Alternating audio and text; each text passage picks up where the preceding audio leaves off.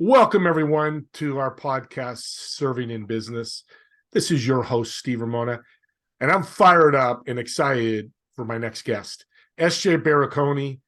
I love this guy. I've known him for over a year. We network together. He is a champion for leadership. And if you want to get some great tips about business and some outward thinking, because we're going to talk about thought and thinking in this podcast, this is your man. Stick around and listen. The tidbits flying out of his mouth because we're going to be fired up what we're going to learn. Welcome to the podcast, SJ. I am very grateful to you as the host of this podcast for offering me this invite and this opportunity to serve, to solve, and to share.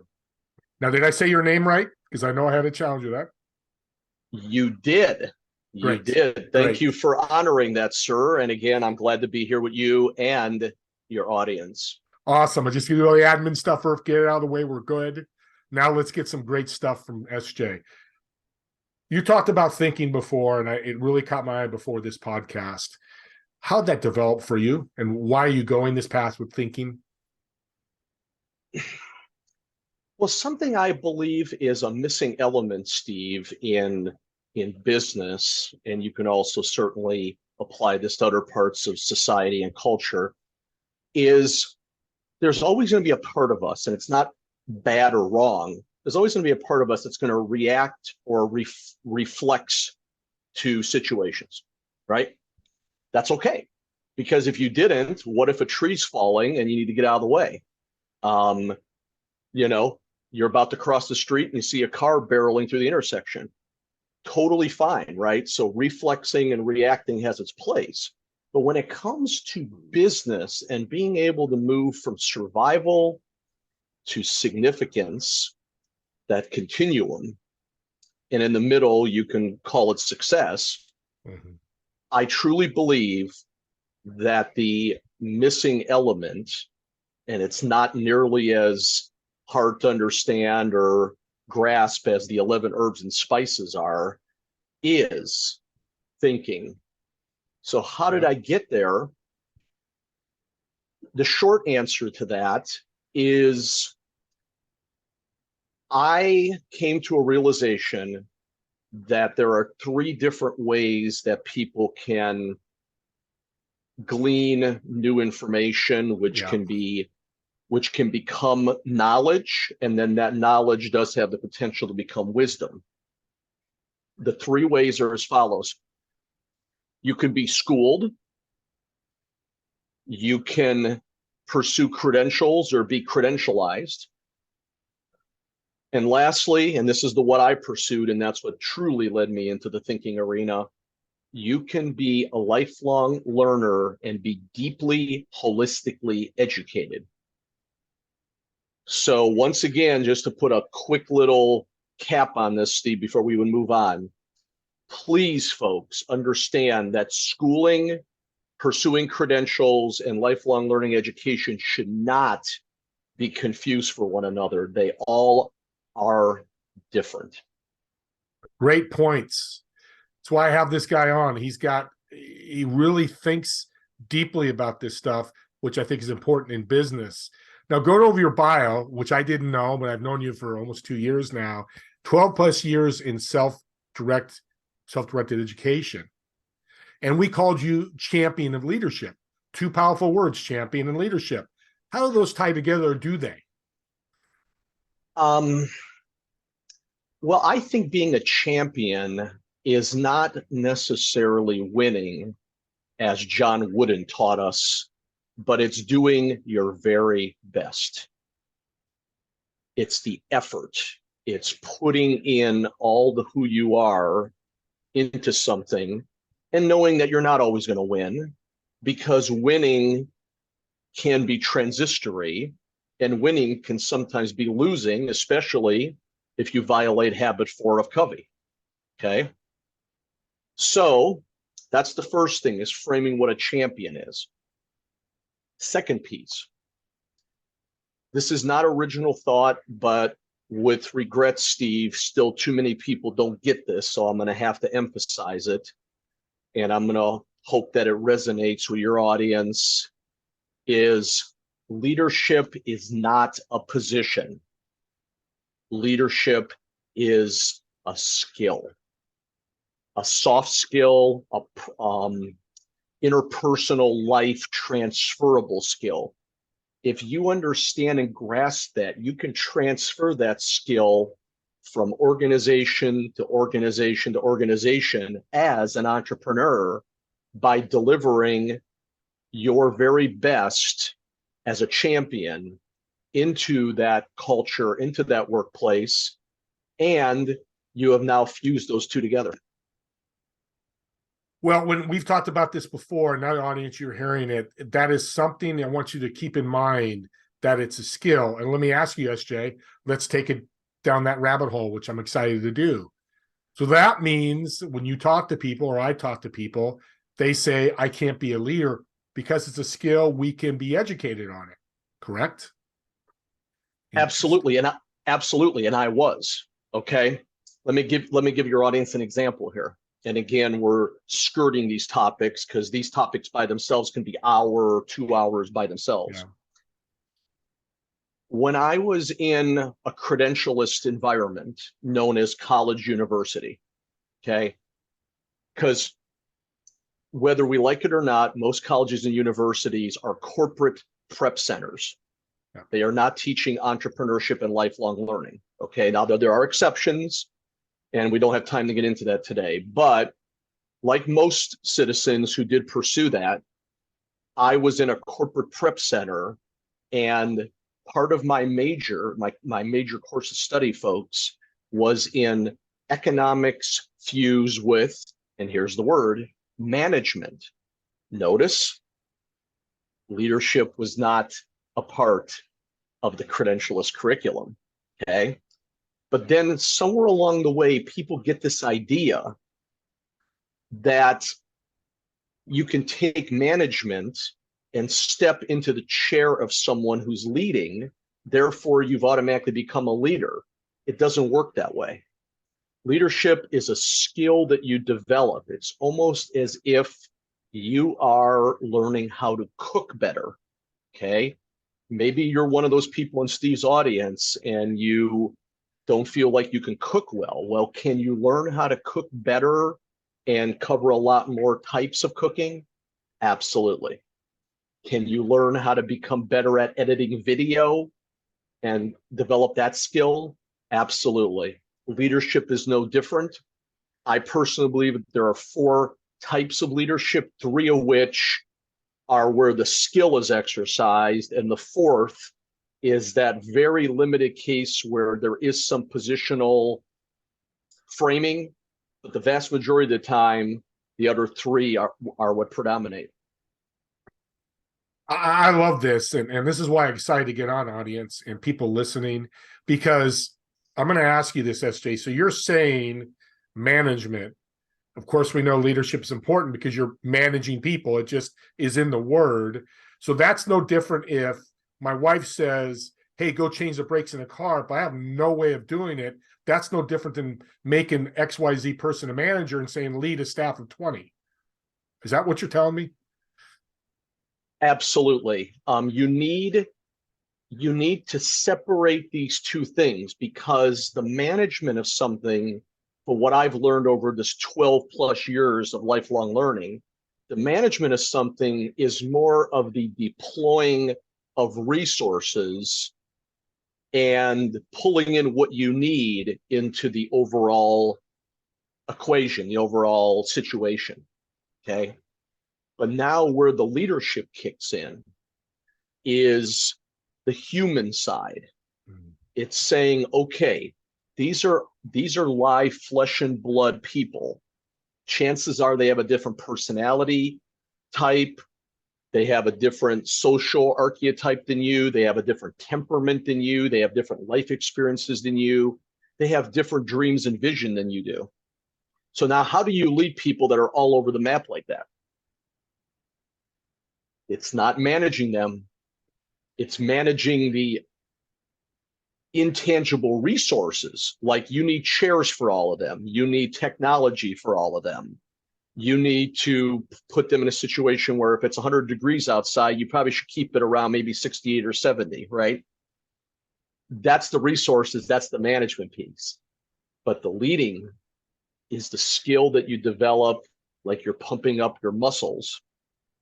And that's where the magic can happen. And that's what I've been studying on and off now for over 12 years. Because like I said earlier, my major course of study was economics and management. It wasn't economic leadership or leadership economics. See the difference? Yep. Yep. So I wanted to draw that out one last time, is to understand that if you are a younger person who is maybe still pursuing that credentialist mindset or whatever, I'm not sitting here saying college and university have no value. I'm just saying you need to understand there's some very clear differences, and you should not ever accept the title of a leader because, again, it's a skill. Bingo. And that's something that it took me until this 12 plus years to figure out. I'm glad you figured it out. I'm glad you're sharing with the audience, because with leadership being a skill, no different than you've got a welder that's welding here. He learns a better skill welding. Guess what? His income's going to grow because he's more value to the company. So you're telling me, and I'm listening and hearing, that I learned some leadership skills, go from an 8 to 5 or to a manager of that company. You're giving me more money, right? The company is not you, but most absolutely. Yes. If you're working for someone else, you're all, and let me see, how was this described to me? Let me see if I can go. I'm pulling this out live here. This is like total stream of consciousness. Okay. I think it was my first mentor, if I remember right. Reframe this for me, because remember, I went to a corporate prep center known as a university once again, so I wasn't taught this. But I'm pretty sure it was my first mentor taught me this. When you work for someone else, you are working at wholesale rates, and they are making retail off of you. Okay. So you're not going to get retail until you go off on your own after you have developed all your skills. That's when you can go off and say, okay, now I can charge retail because I have to pay retail rates for my electricity and for my phone and for my in-phone and all this other stuff, right? For my co-working arrangement, all that.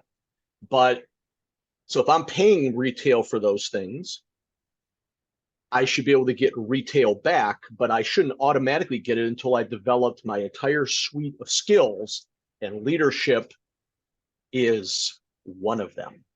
100%. You said a great word that serving in business is tied to. You need to educate. You've said educate, you've said leadership, but the word you just said, it's going to segue into our next section, is mentor. You're talking about your first mentor, which, audience, if you don't have a mentor, if it's SJ, seek out SJ or whoever that may be. I just met with a lady this morning, and she said she's growing her business because she's listening to older people like me. Being 61, I don't think it's old, but in a sense of being around and experienced.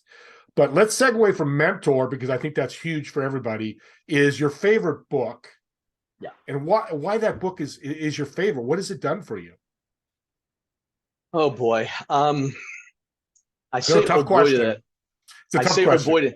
I say, oh boy to that because there's so many books. And again, I'm going to go a little stream of consciousness here, because I can literally, if we did the same interview 10 times, I'd probably have 10 books. Okay. So on this particular day that we're recording, Steve, my favorite book is, okay, my favorite book is going to be a book called Hidden Solutions. Okay. Now, why did I pick that book? Is because it teaches that a lot of the things that can be solved in society are hidden in plain sight. You just don't have the vision yet to see it. Okay. In the book, there's a reference to a concept known as the third eye, which is not meant to be metaphysical or anything unless you want it that way. But it basically means that you need to develop a wide and a deep vision. Okay. it also talks about the fact that, and here we go when we apply it to small business entrepreneurship. You can find what the author calls a seam in the armor. You do not have to create something completely brand new. All you have to do is tweak something that you're unsatisfied with, deliver it to the marketplace, and you can do very well for yourself. So if you, for example, don't think that conventional leadership is being taught the right way in your community, tweak it, use your own life experiences and that developed skill called leadership, deliver it a new way. And I can almost promise you, can't make any full guarantees, but you will be in a much better position. So it's finding the seam in the armor, and there's historical examples where battles were waged, where the winning side found the seam in the armor of the defeated side, and they won the day. Same thing in the marketplace. What you need to do is offer something, find a slightly better way to offer it, and you can still be successful. Now, if you want to go off and invent something completely brand new, I'm going to still be your champion all the same. I'm just saying, though, that this book struck me because one thing I tweaked in one of my ventures, known as the Education Sherpa, is I said we need to teach the marketplace that education, credentialism, and schooling should never again be confused for one another.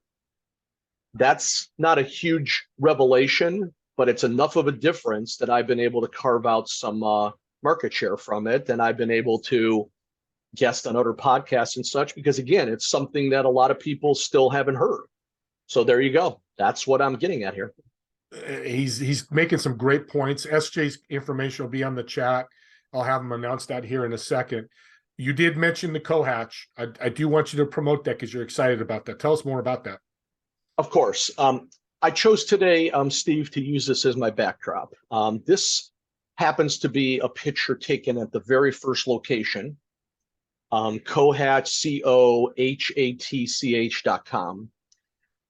They are a fast-growing private enterprise that is in the process of going to, I want to say, 5 new metro areas over the next several years.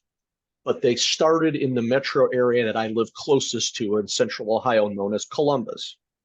But they have gone to a lot of others over the years. But I first learned about them through a member of a community that I also know very well, known as the H7 Network. One of the members of that community said, SJ, I think you would really like this place. They're not even officially open to the public yet, but I already have an office here. So she invited me. I went and checked it out. I loved it. It's this location right back here. That's what it looks like. Part of it, obviously. And to this very day, almost 6 years later, I am a member of this co-working community because they put lifestyle ahead of what's known as a work style. Okay. And that is something that's very important to me because business does not have to be 8 or 9 to 5. It doesn't have to be Monday through Friday. It doesn't have to be done with a certain type of communication. It just has to be done that it fits into your lifestyle and doesn't displace your ability to live life, but it still delivers enough value to the marketplace that you are making a difference, but you're not trading your hobbies or your family life or your mental or physical health for it, because that's what's known as a work style. And that's what corporate prep centers unfortunately do to most people, is they prepare you for working inside of a modern day sweatshop known as a corporation. And we don't want that anymore. Okay, we want people to live a full life holistically that covers everything. So that's why I'm a big fan of Cohatch. I love this. And SJ, if the audience, and I'm not even going to say if, I'm sure there's some people out there going to want to reach out to you. How can they get a hold of you? This will also be in the show notes, but give a shout out for yourself. Well, first of all, I appreciate that opportunity. I found that by narrowing my platforms, I was able to better handle things. So I'm not going to be found everywhere, folks, but as Steve said, I'm not going to obviously verbalize all this stuff because it'd be easier to read and copy and paste and all that. But the easiest place to find me in a social media way would be on LinkedIn. Okay. You look up my name, you'll find me no problem because SJ is my name. Barakony is a unique last name, right? So just send me a request to connect, follow me, just say, hey, I heard you, watched you on Steve Ramona's podcast. I'm also on Instagram as the Education Sherpa, SHERPA. So those are my two social platforms. I also have an email address. I have a digital scheduler where you can set up time with me. Those would be the top 4 ways to reach me. And, That's awesome. And I appreciate, again, the opportunity to share that. And again, if I can be of value to anyone, it's always a pleasure. Please do reach out to him. It's just, it'll be 30 minutes of time not wasted, but time of learning. Every time I listen to him, when we network together, I've always learned something. And I want to thank you, SJ. This has been fantastic. It goes a different route than most of my podcasts, but that's the goal. When you serve audience, there's many ways to serve. SJ gave you some very deep ways you can serve, like leadership, vision, mentorship, and thinking. So I want to thank you again. Can you do me a huge favor? Let's end with one business tip that's really tipped the scales for you in your business world that the audience could possibly use to help them grow. Another great question, similar to the book. I would have to say the one that strikes me the most is expand your network, not by selling to them, but by offering them the best of who you are. And then you can grow folks from a networker to a connector, even to being a super connector.